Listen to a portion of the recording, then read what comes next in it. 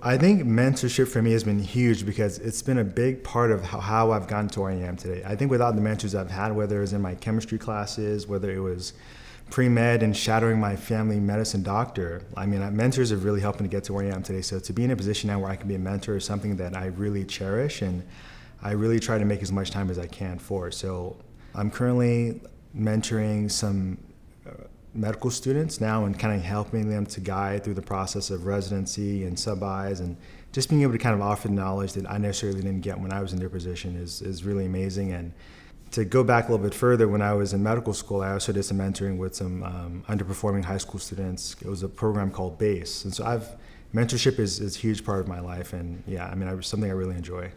Yeah, that is, I think for all of us underrepresented individuals in medicine, reaching back and showing other individuals how we made it, I think is very helpful and inspires them to continue the same process that we've been through. I was fortunate that I was at Hopkins, so Dr. Burnett was a mentor for me. So he was someone I could see that looked like me and had been successful in this field. If I can make achievements that can inspire young black men and those who have disadvantaged backgrounds to know that they can progress, and also maybe help the broader community be more enlightened. If I can just enlighten folks, then these are proud moments. Not for my ego, but more because I think it's of value to help our culture evolve and mature. And one person that I found particularly inspirational was Dr. Levi Watkins, who was a cardiothoracic surgeon here. He passed several years ago now.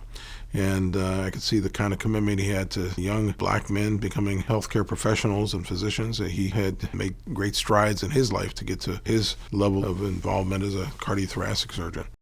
He was inspirational. I would consider him a person a little further in my career. Another one actually having come here to Johns Hopkins would be a person like Dr. Donald Coffey, who was a mentor with regard to science and basically saying you can be the best you can be scientifically. And that was inspirational to me being a surgeon scientist, where I had the sense that I wanted to be a surgeon, but then also go off and make some scientific contributions. You can't have the blind leading the blind. I had male figures that taught me how to be a gentleman, how to take care of the people I cared about in my family. But when it came to my academics and my extracurricular pursuits, I sadly didn't have any until I matriculated into college. And that's when I met the first black urologist that I became accustomed to was Dr. Isaac Powell. He really took me under his wing to expose me to the field of urology and just the importance of advocating for men's health. My mother was my only mentor because most of the peers of my time, particularly men, were not going to college, at least in my hometown. Didn't know any urologists. I knew physicians who I went to for my care. They were not mentors. And the only one I can say is my mentor. She kept me on track. I had to do well. I had to become knowledgeable. And as I said, knowledge is something that nobody can take away from you. And knowledge is power. And I've recognized that completely throughout my life. She was a tremendous person, way ahead of her time. Knowledge is key. And whatever you do, do it well. Those two things have stuck in my mind, and there's a reason why I've been as successful as I am, as I have become to be at this time. When I decided to do urology, I think there were only about 25 women in the country that were urologists at that time. Most of my education had been in a system where I actually was not taught by black teachers and professors. So when I came to Howard, I was just amazed at all the really well-educated black professionals that were here. And it was certainly eye-opening to be taught by them. A lot of them are my mentors and mentors today. In urology, though, the two particularly people in my life was Dr. R. Frank Jones, who was the first black board-certified urologist. And here at Howard, we have, our suite is actually dedicated to him. And we have the first gold cystoscope, which I cherish. The first time I found it, I was literally shaking. Oh, this is the gold cystoscope. And there were several female surgeons that were mentors to me. Dr. Carol Bennett, who's the first black board-certified female urologist, she was also one of my mentors. I think when I was at Georgetown as a medical student, I was interested in nephrology. And then when we got to the wards, I thought, well, I want to be a surgeon. I really don't want to be a nephrologist. It's close, but urology is what I want to be. Fortunately for me, at the same time, I met a physician who was in private practice but had rotating students on his service, a Dr. Paul Bassett, who invited me into his operating room. He let me do cystoscopies. He let me interview patients. He took a personal interest in me. And at the end of my 6 weeks or so with Dr. Bassett, I determined I wanted to be a urologist. Now, nobody told me, maybe because I never asked, that there were virtually no female urologists. I thought, this is what I want to be. He never said you can't. And so I did. So it was that blind, maybe ignorance, or blind belief that I could do it, coached by Dr. Bassett, that led me to the University of Michigan. And so Dr. Lapides took an interest and took, if you will, a chance on having a female resident. In my mind, there was no chance to be taken. I was somebody who wanted to train, and male or female, it didn't really matter to me.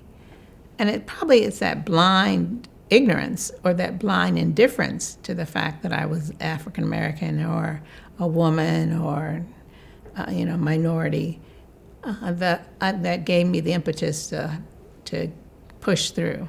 But it wasn't my decision that I was accepted there. It was their decision. So they decided that there was nothing untoward about having an African American female resident.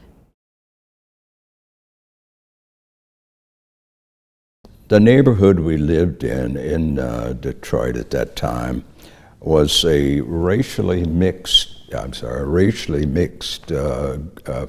group. At that time, much of the industry of the automobiles had attracted people from all over the world.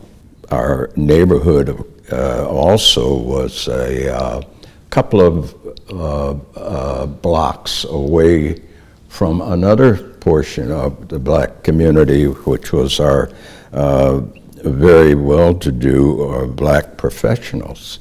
And they were doctors and teachers and lawyers, and they really received me as a paper boy who had delivered papers to them, and they began to be mentors to me and asking me, what do you want to be when you grow up, and what are some of the things that you would like to do?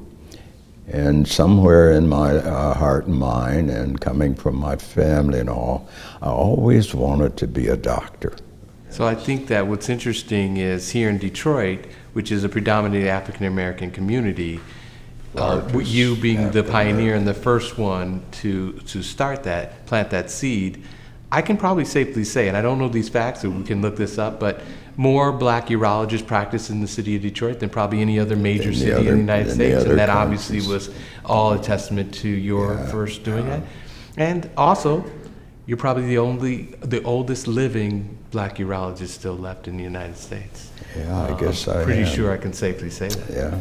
Well, I can tell you, Dad, that you have served as a mentor to many students, but what you also should know is you served as a mentor for two of your sons, in that, we saw firsthand in the 60s, 70s, and 80s growing up, really what you were doing in the community and how you were inspiring individuals to go into medicine and to become, pillars in all different, areas in medicine. And I think that it became natural that two of your sons saw that firsthand, with you going to work, every day with Isaac Powell, who lived right down the street and was your partner for many years, with Dr. McMurtry practicing urology. We got that bug as well, and I think it made us want to be able to serve mankind as well.